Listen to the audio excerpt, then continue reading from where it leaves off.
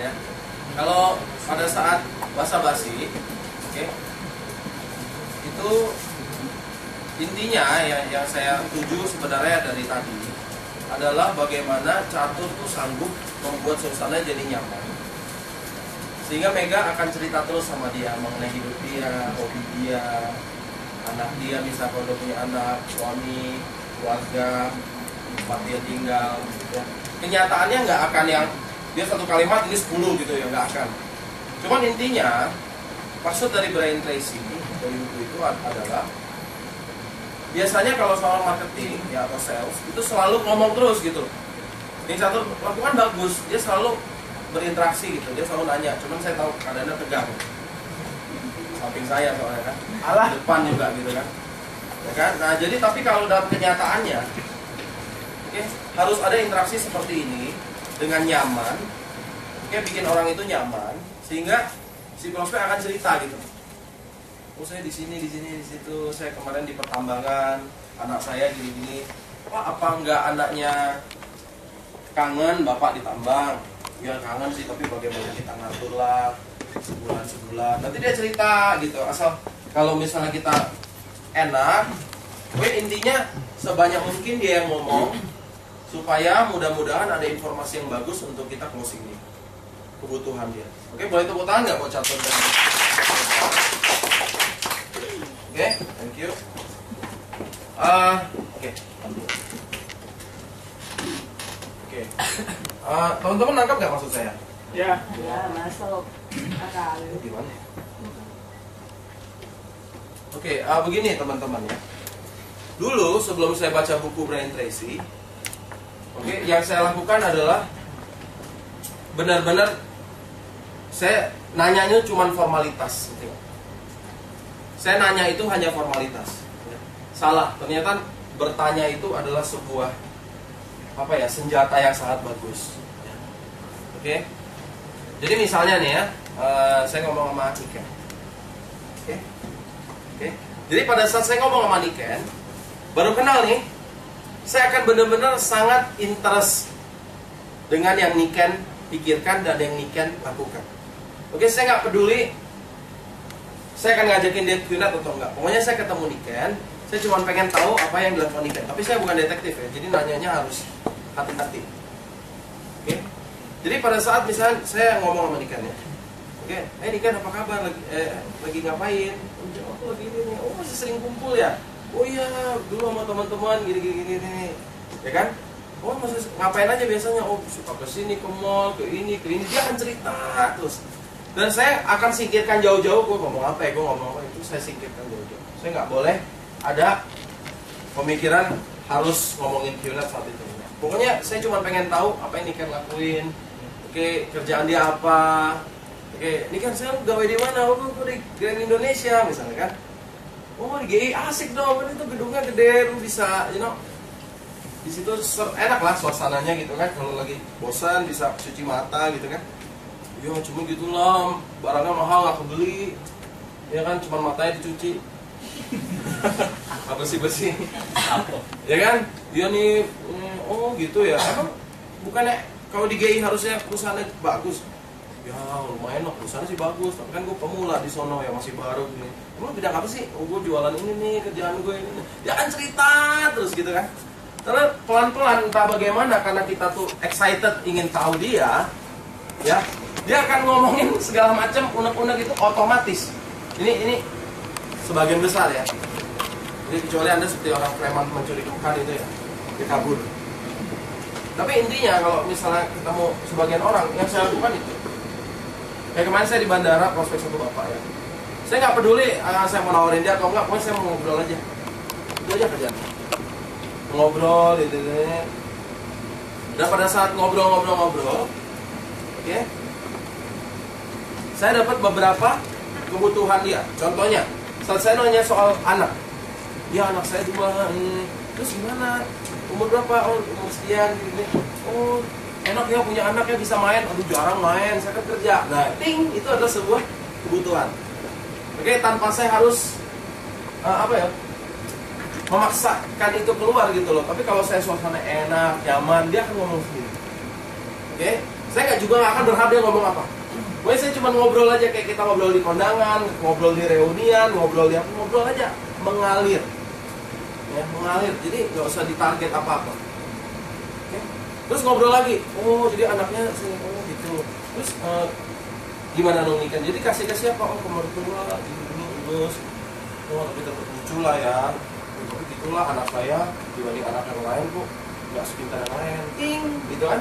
Dapat lagi. Berarti concernnya kebutuhan dia adalah anaknya.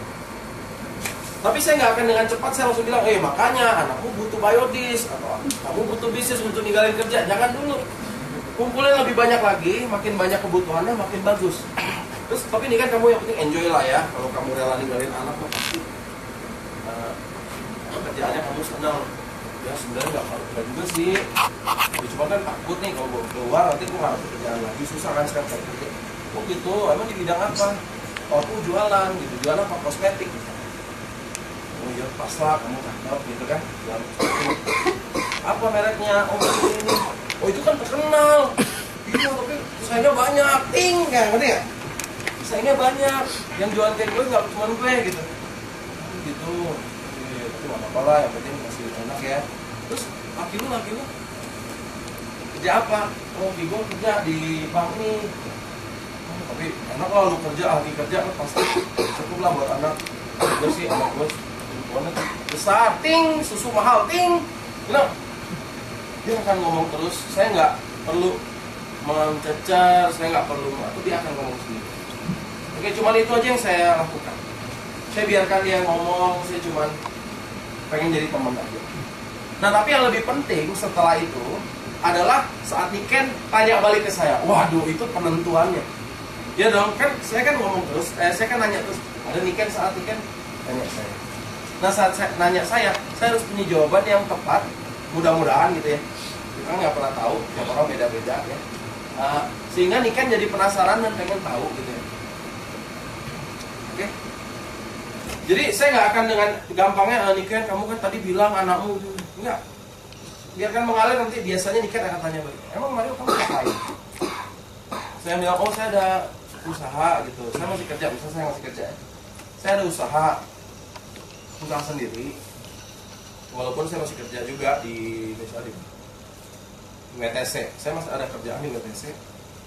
Tapi utama gue ada usaha, bisnis sendiri gitu. Enak banget, pasti kan. Biasanya dia autis. Nggak bisa orang enak ya. Kok bisa sih sambil kerja gimana? Ya syukurlah gitu. Saya bisa sambil gitu. Kerjaan saya online.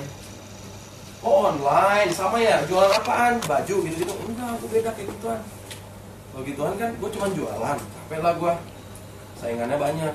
Gue kerja sama perusahaan asing yang nyediain online products. Tapi dia juga franchising besar. Jadi selain gue bisa jualan barang gue juga bisa buka franchise gue dimanapun, tidak terikat negara. Oh gitu. Maksudnya gimana sih, nggak ngerti kan? Kan nggak ngerti apa sih gitu. Ya macam-macam yang bidang gue mainin, ada kesehatan, pariwisata, gue main di telekom, gue main di online education. Kok banyak sih bidangnya? Iya, seru kok. Unik kan, jarang dengar kan ada perusahaan dan produk kayak gitu ya. Asik, terus gue dapetnya dolar juga.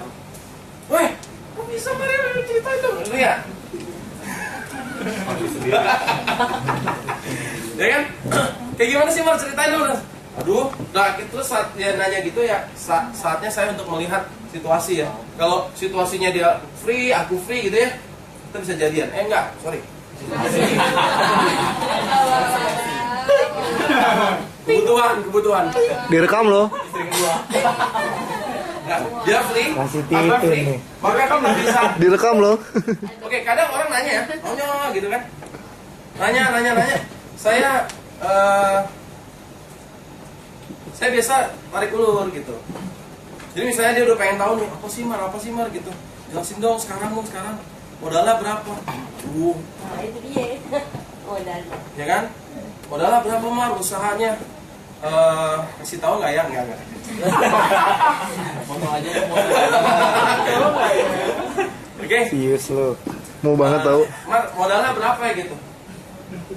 Modal mau macam-macam. Kalau kita niat mau berapa juga kita bisa mulai. Gitu. Cuman yang gue suka di bisnis gue tuh kita bisa mulai di bawah 1.000 US, dan karena online bisnis cuma 1 kali keluarnya gitu loh. Namanya bisnis kan biasanya kan berulang-ulang tuh, beli baju, jual stok, jual kan. Gue nggak perlu, online aja semua. Pokoknya gue jadi franchise-nya, gue yang jual barangnya, sama gue terima komisi US dollar, dan gue bisa bangun franchise lain, membangun. Lu daerah mana ya? Saya dibilang Depok. Depok, yuk kita bangun Depok yuk. Daripada gue ajak orang, mungkin mau ajak lu aja. Kapan deh kita ngobrol? Enggak. Saya nggak ada, ya udah, kapan kita ngobrol lagi? Gue jelasin lebih dalam. Ya. Mau kayak apa lagi? Tenang aja, ketemu lagi. Ya kan? Kalau situasinya nyaman ya, enak ya. Ajak ketemuan lagi enak. Oke, jadi biarkan diri prospek itu menggurui dirinya sendiri. Maksudnya gitu. Dia nanya saya kan, saya bilang bisnis saya gini-gini. Oke, let's say sekarang kasusnya dia pasif. Jadi dia nggak nanya, dia cuma nanya habis itu nanya. Ada nggak yang gitu? Ada. Kan? Lu ngapain? Gue franchise di sini. Gimana? Oke? Nggak tahu. Ya kan? Gitu. Kenapa tau nggak dia? Karena dia nggak tahu. Kita bisa ajak dia kan nggak? Dia dong, masa? Gue mau dong, kamu tahu. Enggak lah, jarang. Ya nggak? Ada. Jadi kalau dia pasif, kita yang mancing. Tadi kan lu bilang, lu mungkin gitu ya kan, lulus sebenarnya, terus kerjaan lu juga sebenarnya kan minta waktu, gitu kan, lu kenapa bikin perusahaan sendiri? Lu daerah mana tadi? Depok. Yuk, kita mitraan aja.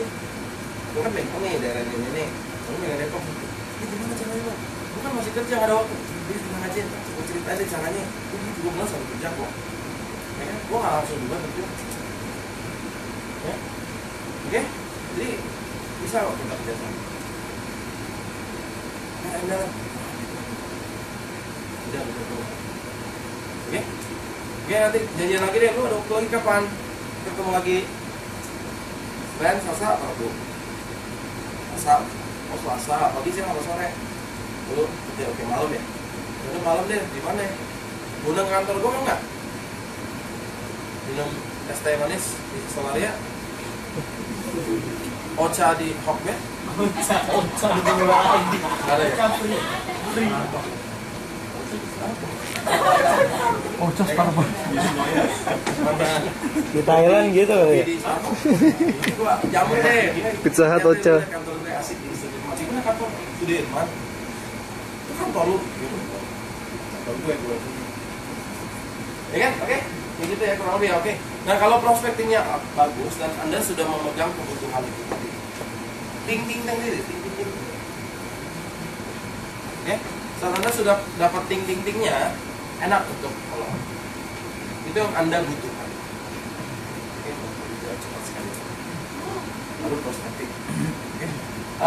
Udah jelas belum ting? Penting nggak maksud saya ting? Kan istri saya namanya ting. Oke. Ada yang mau tanya soal prospekting? Ya, belas. Itu kalau prospeknya terhadap yang tua kan biasa dia ngomong. Biasanya sih, kalau saya prospek yang tua memang dia lebih ngomong. Tapi kalau memang yang di bawah umur sendiri, misalnya baru 19, 21 atau sepantaran, itu kan mereka kayak yang tadi, itu aja. Maksudnya dari open mindsetnya mungkin belum kena. Oke, berarti salah satu metode. Udah sorry. Pertanyaan lu udah habis. Sorry. Excited. Oke. Kalau misalkan anak muda yang masih polos gitu ya, dia nggak ngerti bahwa dia bisa berbisnis. Biasanya anak muda kan 19 tahun, 21 tahun, mereka nggak tahu mereka udah bisa bisnis. Pemikiran mereka cuma fun, kuliah ya kan. Satu ngomongin soal bisnis nggak dong mas. Karena mereka merasa nggak belum butuh gitu kan. Nah jadi cara menginspirasinya, oke, ada dua, bisa menggurui atau non menggurui. Kalau saya dulu sukanya menggurui, mentang-mentang masih muda kan dulu mestinya gitu kan. Tapi kadang cara itu juga nggak begitu disukai oleh mereka, karena ketuaan gitu ya omongannya. Gue masih muda, lu ketuaan banget sih lu. Oh iya, jangan salah. Ya kan? Nah jadi yang biasa gue lakuin adalah gue ceritain tentang anak mudanya Etim. Ya udah lu anak muda, ini namanya Cynthia ya kan. Dia gini 19 tahun beli Mercy. Ya kan ada lagi lo Carla, ya kan join 20 ya lah. 20, 21 tahun di ini jazz, asik lo, kumpul, sekarang anak muda tuh bisa lo mulai. Lo tau nggak? Ya kan? Jadi kalau beli BB nggak usah minta orang tua, beli iPad nggak usah minta orang tua, cari sendiri, asik, kuliah bisa sambil entrepreneur, bisa jalan-jalan ke Bali, ke Bandung. Jadi kalau misalnya ngomongin tentang membantu orang tua, kalau dia dari orang kaya nggak nyambung ya. Nah, kita mainnya lifestyle gitu loh, lifestyle. Tapi kalau dari menengah bawah, maka kita harus banyak ngomong tentang apa itu? Membantu orang tua, gitu loh. Nanti nggak? Oke? Jadi kalau dia O itu ya saatnya kita ngomong berarti kan? Gitu berarti. Menurut gua, ya. Kalau dia udah diam ya kita ngomong. Tapi ntar kita setelah ngomong, kita usahain ngomong lagi gitu. Sampai pokoknya dia mau ketemu lagi untuk kita presentasi. Oke? Nah terus ya teman-teman ya, thing-nya tadi itu kita ingat baik-baik ya. Oke, setiap orang punya thing-nya kan? Nah, thing-nya diingat gitu loh. Jadi misalnya nih si Mega thing-nya adalah tadi misalnya ininya, itunya, ininya. Oke, itu sangat penting untuk nanti kalau dia punya objection atau keberatan saat di presentasi. Oke, kita keluarin lagi thing-nya itu dia ingat lagi, oh iya gue mesti berubah kan gitu. Oke, jelas? Kalian kan jawab ya? Oke, yang lain? Satu lagi sebelum kita maju. Udah? Oke, itu mengenai prospecting. Saat kita prospecting, kita dapat nomor, kalau bisa dapat thing-nya. Oke, setelah dapat thing-nya, itu yang kita pegang baik-baik. Ini orang ini thing-nya ini. Oke? Nah, terus kita presentasi kan? Oke, pada saat presentasi, kita akan pada dasarnya informasi. Nah, sekarang teman-teman, tiba saatnya apa yang ditunggu-tunggu. Itu setelah presentasi, jawabannya adalah, oke?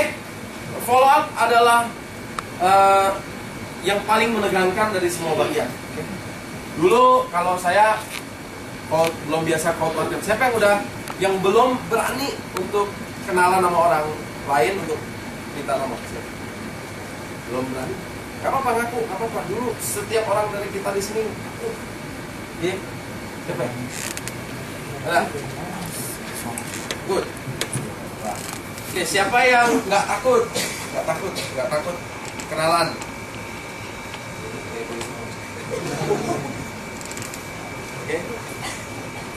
Oke, begini.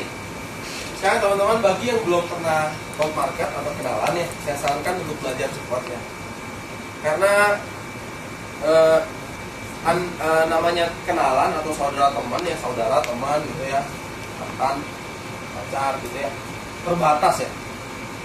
Siapa yang di sini mantannya tidak terbatas? Terbatas ya. Nikah mungkin ada, sangat tidak terbatas. Oke, nah jadi karena itu terbatas ya, pasti habis, ya jelas ya. Minyak bumi aja habis, apalagi prospek, apalagi teman saudara. Nah jadi mulailah belajar cold market sebelum habis. Karena kalau sudah habis, pusing.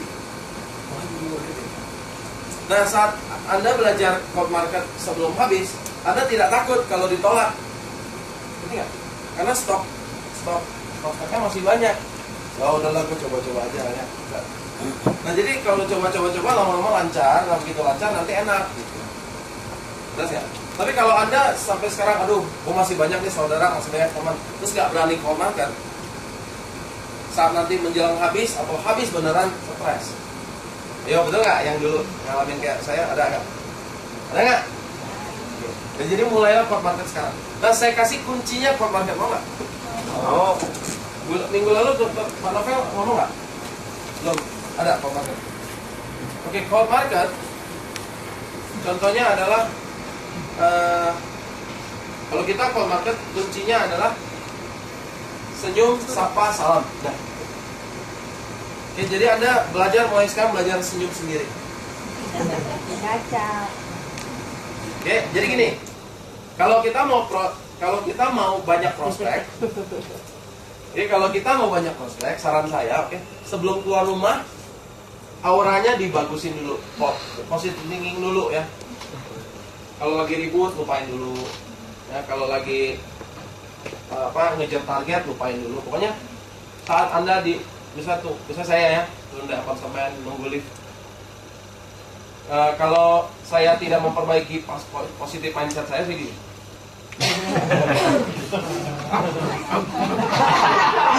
Karena liftnya Medit lama banget. Iya. Oke, lama banget ya kan. Bisa main bisa 5 set dulu. Nah, ya kan? Nah, jadi kalau saya gini ya, siapa yang mau senyumin saya kan? Dia nunggu juga. Ya kan? Nah, tapi kalau udahlah biarin aja lift, ya kan? Daripada gue nunggu capek, mendingan gue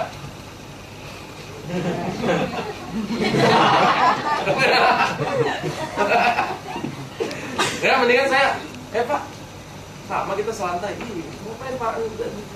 Saya nggak peduli deh mau join apa enggak, pokoknya dapat nomor dulu kan gitu. Prospeknya kan intinya gitu. Dapat nomor, simpan. Nah saat prospeknya kan kalau cold market nih, yang penting tuh kesan pertama. Jadi kalau kita nyaman ngomongnya lancar ya, terus melucu, apalagi kalau kita bisa ngelucu, lelucon, terus mau nyambung, ya kan? Itu dia akan ingat sama kita. Kalau nggak lucu, saya dokter Mario. Yang mana ya? Yang di lift. Lift banyak. Yang mana ya? Medit Pak. Medit berapa? Tapi kalau ini ya, kalau udah nyaman ya, enak ya, itu dia langsung ingat. Makanya saya gendut biar kamu ingat. Yang gendut Pak. Oh. Jangan ditiru. Nah dulu saat saya prospecting dengan target ya, senyumnya pun palsu. Ya kan, senyum palsu, nanyanya palsu, wah kesana parah deh. Jadi kita terburu-buru tuh. Nah tapi misalnya saya contohin misalnya cold market di lift, kan bentar ya, cuman nggak ada semenit. Wah itu mesti cepet tuh. Senyumnya singkat.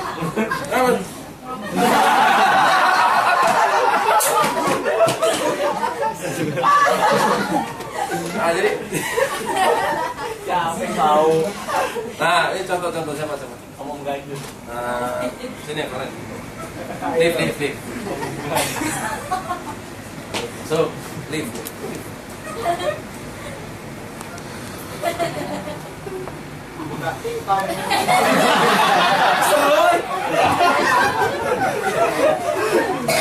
Ayo jadi kok masuk. Lalu ya lu masuk.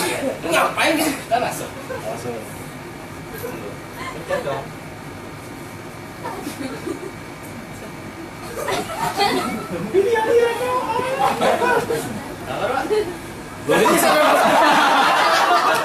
Orang asuransi.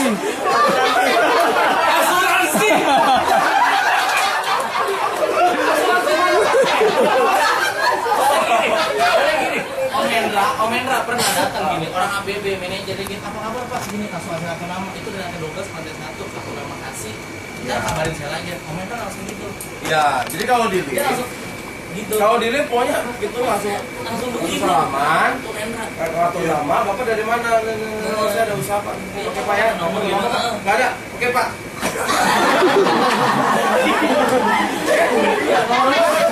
Saya miss call dulu Pak. Miss call dulu ya. Iya. Langsung Dapat ya? dapat, oh ya, langsung kontak aja Pak kantor saya di atas sampai 12, buat Pak. Trainer. Tepuk tangan. Oke. Nah, jadi sebenarnya cold market tuh lebih gampang daripada hot market. Karena cold market kita nggak ada beban. Kalau hot market ditolak sakit hati. Kalau cold market ditolak bodo amat. Tahu juga kagak. Ya kan? Jadi jangan terlalu banyak pikir, yang penting ngobrol aja dulu. Ya ngobrol, kalau nggak dapet nomor HP biarin. Nomor rumah. Ya kan? Pokoknya nggak dapet nggak apa-apa, minimal kenalan. Karena beberapa kali di apartemen, saya nggak ada waktu untuk dapat nomor. Tapi minimal dapat senyumnya. Ntar pasti pas kapan itu ketemu lagi.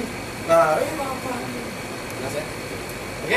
Oke, bukan prospecting. Nah, kalau pesannya baik, kita tinggal BBM-an, SMS-an, telepon itu udah nyambung. Nah, selain kesan baik, yang penting lagi adalah wibawa. Wibawa. Oke, jadi saat prospek, kalau bisa selalu rapi. Kalau bisa ya minimal ya pakai celana lah. Iya. Ya, oh yang rapi lah, yang rapi ya, jangan kayak gembel. Wangi ya mulut dan badan. Oke. Nah, lalu setelah sudah rapi bagus, kita ngomong itu ya, Pak ya, nyesuaiin. Kalau anak muda kita jangan tua-tua amat. Saya nih ya, kita harus ikut muda kan, tapi di bawah. Kalau sama yang tua berarti kita harus lebih gap, lebih sopan, lebih ya kan, menyesuaikan ya. Itu penting loh, penting banget ya. Sama ibu-ibu mesti jadi ibu-ibu, enggak?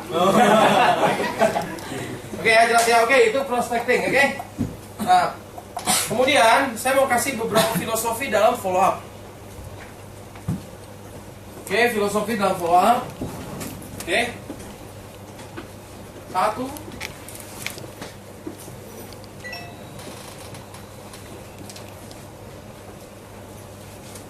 Oke. Kalau dari 10 orang yang kita presentasi, rata-rata 1 sampai 2 yang join dari 10. Itu filosofinya ya.